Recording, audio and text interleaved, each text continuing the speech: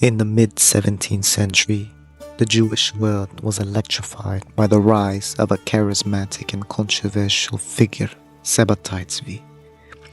Proclaiming himself the long-awaited Jewish Messiah, Sabbatai's influence spread far and wide, captivating followers from the hot deserts of Yemen to the distant reaches of the cold in northern Europe. His promise to restore the Jewish kingdom and end centuries of exile resonated deeply, offering hope and salvation to countless believers.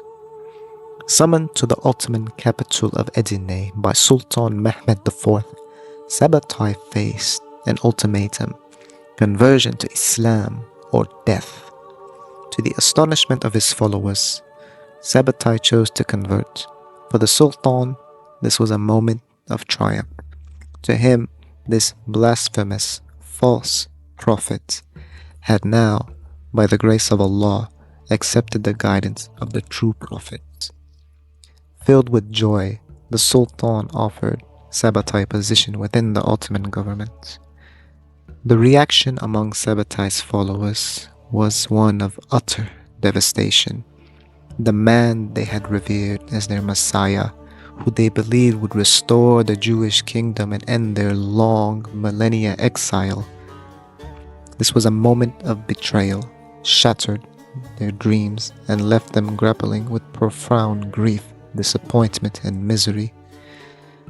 Sabbatai's followers splintered into three distinct paths. The first, disillusioned and heartbroken, returned to mainstream Judaism. However, they found themselves marginalized and discriminated by the wider Jewish community, stigmatized for having been once deceived by that heretic Sabbatai Zevi. The second group remained steadfast in their belief in Sabbatai's mystical teachings and practices. Despite their continued devotion, this faction gradually dwindled and disappeared completely by the beginning of the 19th century. The third and the most enigmatic group chose to follow their Messiah's drastic example, embracing Islam alongside Sabbatai. This bizarre and mysterious sect believed that their conversion was part of a greater divine plan, drawing parallels to their ancestors from the Iberian Peninsula who had lived as crypto-Jews, and to Moses, who had lived among Gentiles in Egypt. They found justifications for turning to Islam. They believed they were participating in a divine process of restoration and redemption. And in order to do that, they had to overcome this ordained obstacle to achieve their ultimate goal. This group of followers became known in history as the Donme. In the heart of the Ottoman Empire, nestled by the Aegean Sea, lays the vibrant city of Salonika, known as the Jerusalem of the West, became a haven for the Donme. Among them was Jochebed, Sabbatai Zevi's devoted wife and disciple, who had become Aisha, and Jacob Garrido, now Yaqub Chelebi, the man who is believed to embody Sabbatai's soul through transmigration. Yaqub became the de facto Donme leader, establishing a creed, the Donme Code, with 18 commandments, the most important of all being there is no God but God, and Sabbatai Zevi is the Messiah.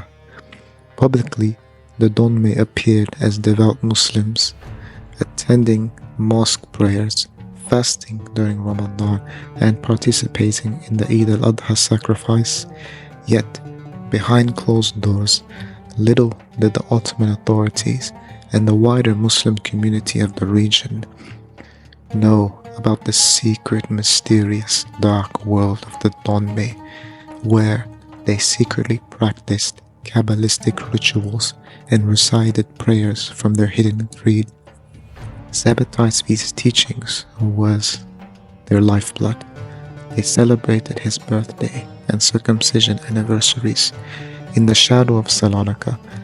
The Donme kept their true faith alive, away from the prying eyes The Donme cut through the fabric of the Ottoman society, creating a parallel world that thrived in secrecy. They lived by a clandestine creed, establishing their own schools where children learned the teachings of the Messiah Sabbatai Zevi along with their public education. In their private places of worship, they conducted rituals steeped in Kabbalistic Judaism away from the prying eyes of the outside world. They created social clubs which were buzzed with activity, where members gathered to reinforce their community bonds, while social assistance programs ensured that no one among them went without aid. Their cemeteries stood apart, distinct from those of Jews and Muslims, a silent testament to their unique identity. The leaders of the community would collect alms from the faithful, distributing funds to care for the sick, support the needy, and lift the less fortunate among them. In the narrow streets of Salonika, they lived side by side, forming a tight-knit community. They watched over one another, ensuring everyone's well-being and helping each other to achieve financial stability. Although the Donme were registered as Muslims officially, the Donme defied the Ottoman law by secretly establishing their own legal system. Civil disputes were resolved within the community, adhering to their own laws and customs, hidden from the Ottoman authorities for centuries. Those who strayed and inclined towards Islam faced severe repercussions, punishments including flagellation, reinforcing the importance of their secret ancestral faith. Women wishing to marry outside the Donme could face the harshest of consequences, including honor killings.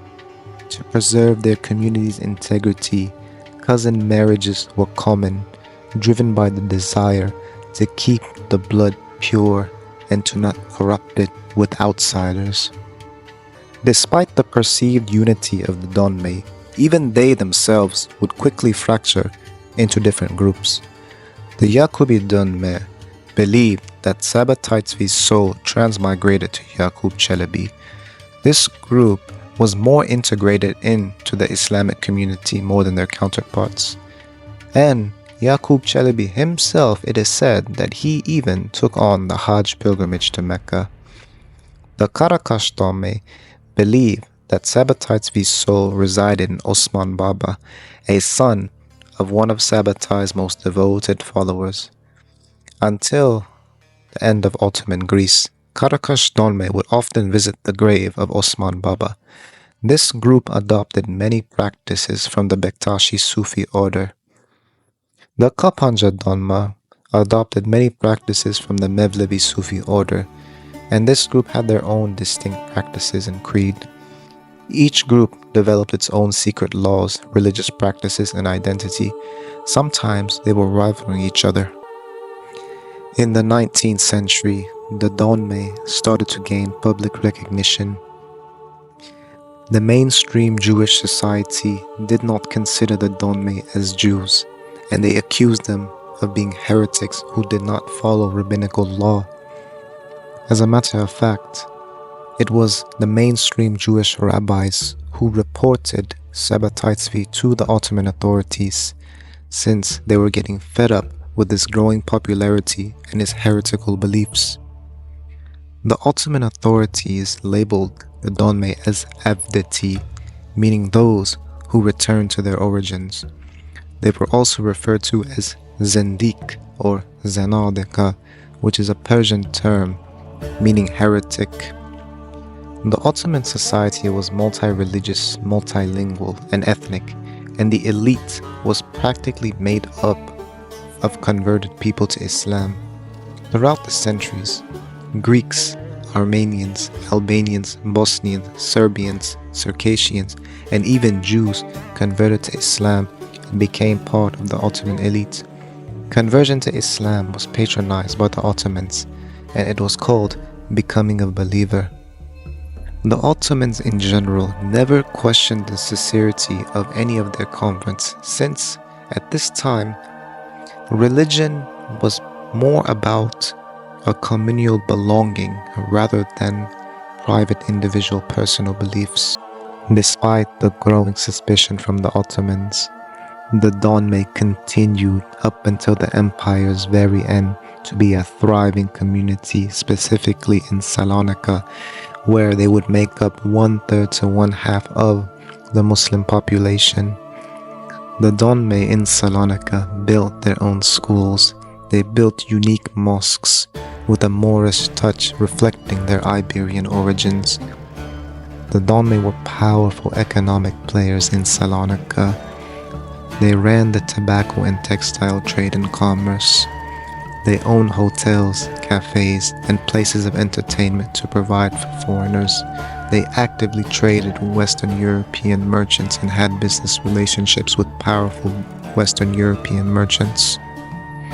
The Donme are an interesting community. They created a whole nother world inside the world. They thrived in secrecy. Nobody knew about them or what they did behind closed doors. They will be remembered in history as one of the most mysterious, darkest religious communities ever.